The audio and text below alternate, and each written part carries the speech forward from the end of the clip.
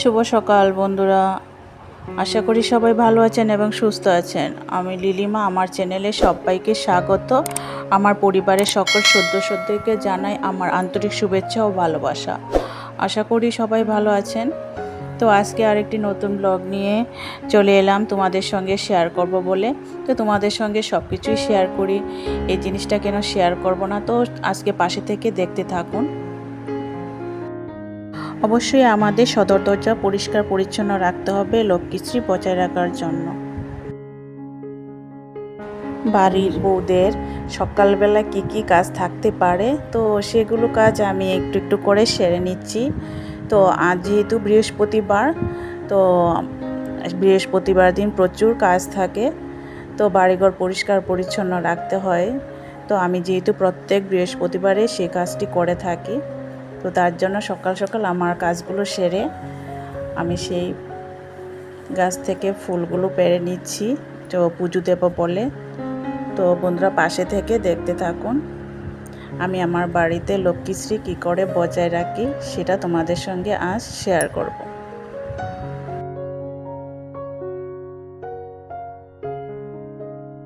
তো বন্ধুরা, বাড়িতে আমাদের বাড়িঘরে যে লক্ষ্মীশ্রী বজায় রাখার জন্য কিছু কিছু নিয়ম মেনে চলা হয় এবং সেটা আমি করে থাকি।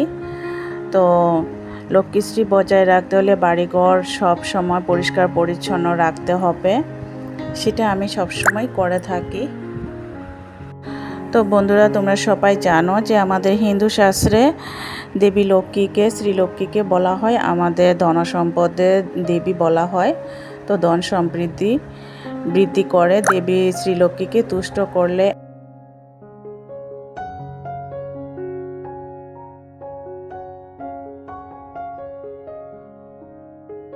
তো এখন স্নান করে পুজো করে চলে আসলাম।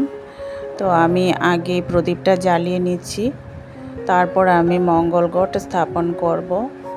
তো বন্ধুরা দেখতে থাকুন।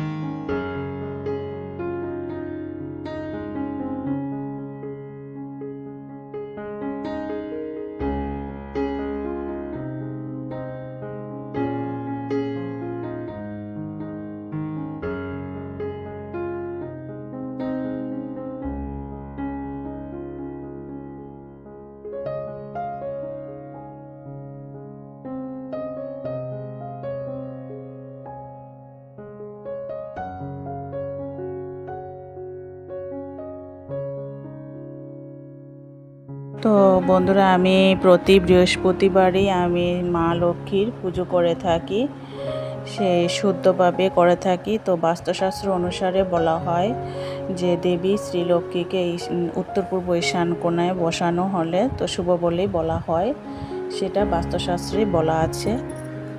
তো আমার দেবী লক্ষ্মী সেই কোণাতেই বসানো আছে, তো সেই দিকেই সবসময় বসিয়ে পুজো করি। তো আমি সবসময় নিয়ম মেনে আমার যতটুক সামর্থ্য তাতেই আমি পুজো করে থাকি মাকে তুষ্ট করার জন্য।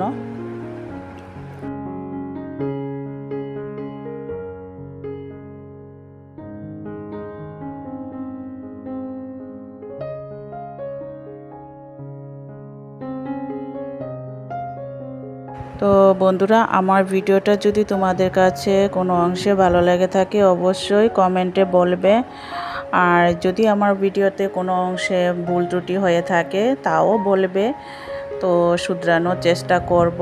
যতটুক জানি তোমাদের সঙ্গে শেয়ার করছি। আমি আমার নিয়ম অনুসারে আমি পুজোটা করছি। তো বন্ধুরা, ভুল ত্রুটি হয়ে থাকলে অবশ্যই ক্ষমা করে দেবেন এবং কমেন্টে বলবেন।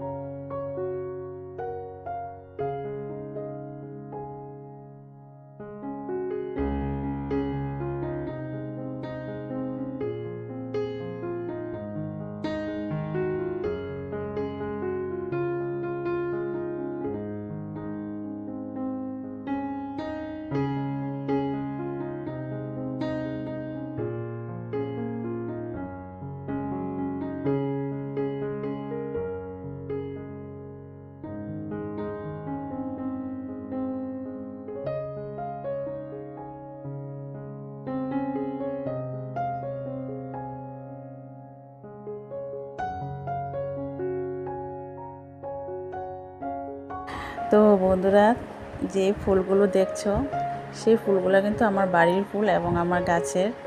তো কোথাও যেতে হয় না আমার ফুল তোলার জন্য। তো বাড়ির ফুল দিয়ে পুজো দিয়ে, যেদিন ফুল না থাকে পুজো দিতেও ভালো লাগে না। তো ঠাকুর পুজো দিতে হলে ফুল বেশি করে লাগবে, সেটা আমার কাছে খুব ভালো লাগে। আর কম ফুল দিয়ে পুজো দিতে আমার একটুও ভালো লাগে না। তো বন্ধুরা, আমার পুজোটা কেমন হয়েছে তোমরা কিন্তু অবশ্যই কমেন্টে বলবে। তো আমি তোমাদের সঙ্গে সব কিছুই শেয়ার করি। তোমরা এখন আমাদের মানে আমার কাছে আপনজন, তোমাদের সঙ্গে শেয়ার না করলে নাই হয়। তো তার জন্য সব কিছুই তোমাদের সঙ্গে শেয়ার করি। তো তোমরা আমার আপনজন পরিবার বলেই মনে করি। তো বন্ধুরা, ভিডিওটা যদি কোনো অংশে ভালো লেগে থাকে অবশ্যই কমেন্টে বলো। আর নতুন বন্ধু হয়ে থাকলে অবশ্যই আমার চ্যানেলটা সাবস্ক্রাইব করে পাশে থাকবেন, আর পাশে থাকা বেল আইকন ক্লিক করে রাখবেন। নতুন নতুন আপডেট ভিডিও পেয়ে যাবেন।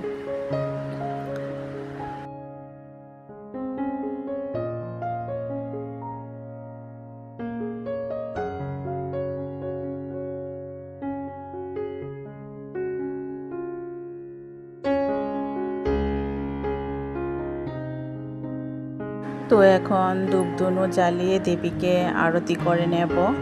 তো আমি আমার সাধ্য মতে আমি আমার পুজোটা করে থাকি প্রত্যেক বৃহস্পতিবারে। তো দেবীর পুজো সমাপ্ত করব, আমি পাঁচালি পরেই দেবীর পুজোটা সমাপ্ত করব।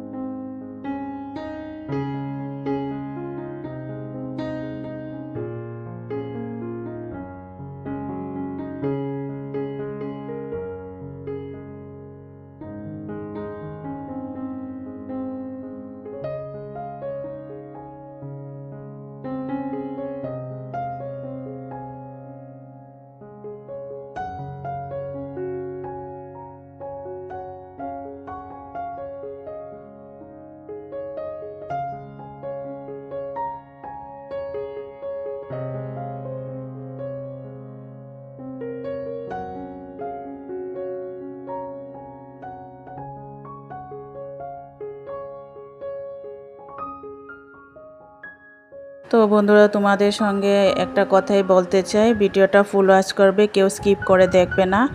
আর এখন নতুন একটা আপডেট এসেছে যে হাইপ করা, সেই হাইপটাও করে দেবে।